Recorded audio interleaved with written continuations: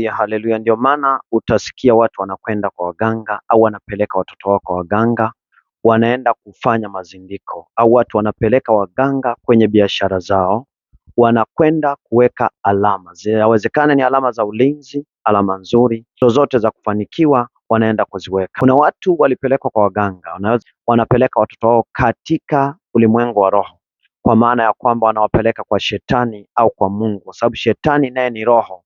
Yeye ni anajua haya mambo, anawawekea watu alama.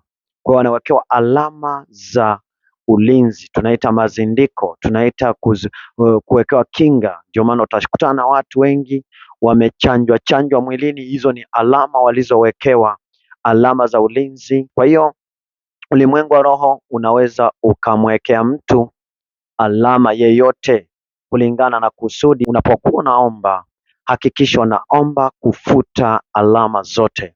Futa kila alama. Wewe ndio unajua nini unapitia.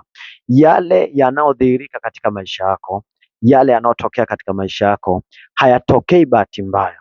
Umaskini unaoona, kushindwa kwako unapopaona, unaanza jambo unashindwa, ni kwa sababu ziko alama ambazo umewekewa, na ndio maana kuna udhihirisho wa kushindwa, kutokufanikiwa katika maisha yako. Futa hizo alama, nami nakutangazia katika jina la Yesu, kila nguvu yeyote inayotenda kazi katika maisha yako kutokana na alama iliyowekwa katika ulimwengu wa roho, iliyowekwa kwenye maisha yako, ife kuanzia sasa katika jina la Yesu.